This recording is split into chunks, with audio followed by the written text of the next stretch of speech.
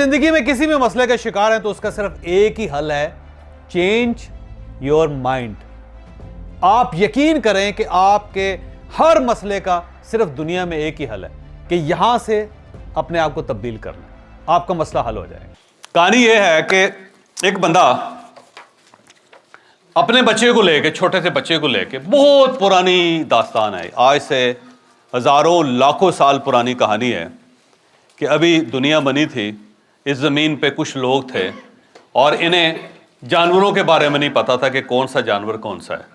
تو اپنے بچے کو لے کے وہ گیا، جا رہا تھا، سامنے سے ایک شیر آ گیا تو اس نے، بندے نے دیکھا شیر کو، اسے شیر بڑا خوبصورت لگا. اس نے دیکھو یار اس کے کتنے خوبصورت بال ہیں، کتنا زبردست اس کا رنگ ہے، کتنے لمبے لمبے پنجے ہیں اس کے، اور کتنے زبردست قسم کے دانت ہیں اس کے. تو اس نے کہا اپنے بچے کو، آ بیٹا اس کو ہاتھ لگاتے ہیں کہ کچھ جانور سا ہے، جاندار سا ہے، بڑا مزے کا ہے، آ میرے ساتھ. دونوں اس کے پاس گئے. تو جب انہوں نے شیر کو ہاتھ لگایا، اس کو ٹچ کیا، شیر ان کو دیکھتا رہا دیر تک، دیکھتے دیکھتے اچانک شیر کے اندر اس کی جبلت جاگی. اس نے بچے کو چپٹا مارا، اس کے بچے کو، اور کھا گیا، کڑچ کڑچ کر کے کھا گیا. بندہ بھاگ گیا. بھاگنے کے بعد اس نے ایک لیسن لیا کہ جو اس قسم کا جانور ہوتا ہے یہ خوفناک ہوتا ہے، یہ بچوں کو، یہ انسانوں کو کھا جاتا ہے. لہذا اس نے کہا کہ اس ٹائپ کا جانور جب بھی نظر آئے گا تو ہم نے اپنے بچوں کو اسے اوائڈ کروانا ہے، بلکہ کوشش کرنی ہے کہ ہم بھی اس سے بچ کر رہیں. تو ایک لیسن یہ آیا، ہم نے یہ فیصلہ کیا کہ لائن جب بھی ہوگا، شیر جب بھی ہمارے سامنے آئے گا تو ہم کیا کریں گے، اس سے ذرا محفوظ رہیں گے، اس سے بچ کر رہیں گے. یہ ایک لیسن تھا جو آج سے لاکھوں سال پہلے انسان نے سیکھ لیا. ایک دوسرا باپ تھا، اسے اپنے بچے کو لیا، وہ کہیں سے گزر رہا تھا، اوپر سے پرندے گزرے شرر کر کے نا، بہت سے پرندے، ہزاروں کی تعداد میں پرندے اوپر سے گزرے. اور تھوڑی دیر بعد بچے نے لمبی ہچکی لی، گر کے مر گیا. اس نے ایک دوسرا لیسن یہ لیا کہ جب پرندے اڑ رہے ہوں اور آپ اپنے بچے کو لے کے گزر رہے ہوں اور آپ کے اوپر سے اگر پرندے گزر جائیں تو آپ کا بچہ مر جائے گا. ایک دوسرا لیسن اس نے یہ سی. اس کے بعد اس نے سارے بستی کو بتایا، سارے لوگوں کو بتایا کہ بھائی صاحب جب بھی آپ کسی جگہ جا رہے ہوں، آپ کے ساتھ آپ کا بچہ ہو، اور جب پرندے نظر آئیں تو آپ نے اوائڈ کرنا ہے کہ ان پرندوں کے نیچے سے نہیں گزرنا. آپ جب آپ گزریں گے تو آپ کا بچہ مر جائے. تو دوسرا لیسن بھی انسان نے یہ سیکھ لیا. اب یہ دو لیسنز ہیں. ایک لیسن ریئل لیسن ہے کہ جو شیر ہے اس سے بچ کے رہنا چاہیے. دوسرا لیسن جو ہے ایک فالس لیسن ہے کہ جب ایک بندہ کہیں سے گزرا، اوپر سے پرندے گزرے، پرندوں نے کوئی افیکٹ نہیں کیا، لیکن اسے یہ فیلنگ آئی کہ جب بھی کوئی پرندے گزرتے ہیں تو اس کے نیچے جو بچہ ہوتا ہے وہ مر جاتا ہے. ایک فالس میسج تھا، لیکن اس کے مائنڈ نے اس کو بھی گرپ کر لیا. اس کے بعد ہزاروں سال تک، لاکھوں سال تک انسان شیر سے بھی بچتا رہا، اور جہاں سے پرندے اڑ رہے ہوتے تو ان سے بھی بچتا رہا. انسان نے یہ محسوس کیا کہ جب بھی پرندے اوپر سے گزریں گے تو ہمارے مرنے کے چانس پڑ جائیں گے، مرنے کے چانس ہو جائیں. اب دو میسیجز تھے ہمارے، یہ میسیجز فوری طور پہ انسان کے برین نے ان کو سنبھال لیا فیصلہ، اور اس سے ہم اگلی زندگی کا فیصلہ کرتے چلے گئے. تو دو کہانیاں بھائی جان. گئے، شیر نے کھا لیا.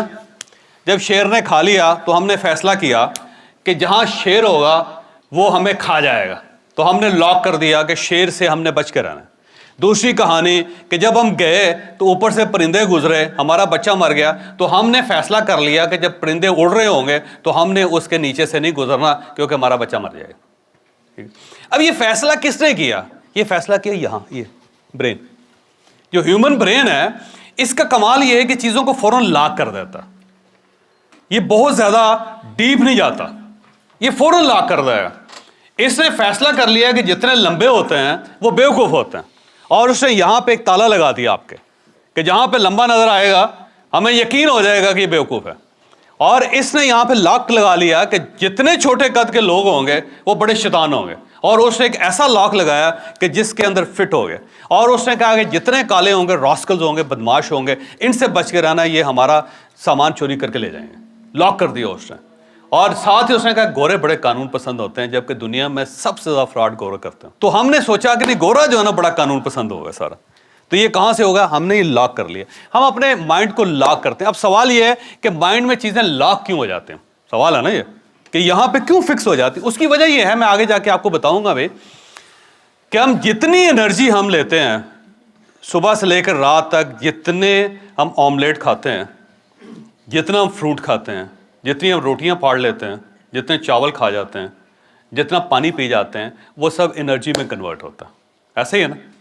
اور اس انرجی کا سب سے زیادہ جو بڑی کنزمپشن ہوتی ہے وہ مائنڈ ہوتی ہے. ہم جتنی ٹوٹل انرجی اچیو کرتے ہیں روزانہ, اس کا 20% جو ہے نا ہمارا مائنڈ استعمال کرتا ہے. 20% مائنڈ خرچ کر دیتا ہے اس کو, جبکہ یہ مائنڈ ہماری ٹوٹل جو فزیک ہے اس کا صرف 2% ہے. ہمارے پورے جسم کا یہ مائنڈ سے 2% ہے, لیکن انرجی جو ہے وہ 20% کھا جاتا ہے. اور یہ جو 20% انرجی کھا جاتا ہے وہ کب کھاتا ہے؟ جب یہ ایکٹیو ہوتا ہے, زیادہ استعمال ہوتا ہے.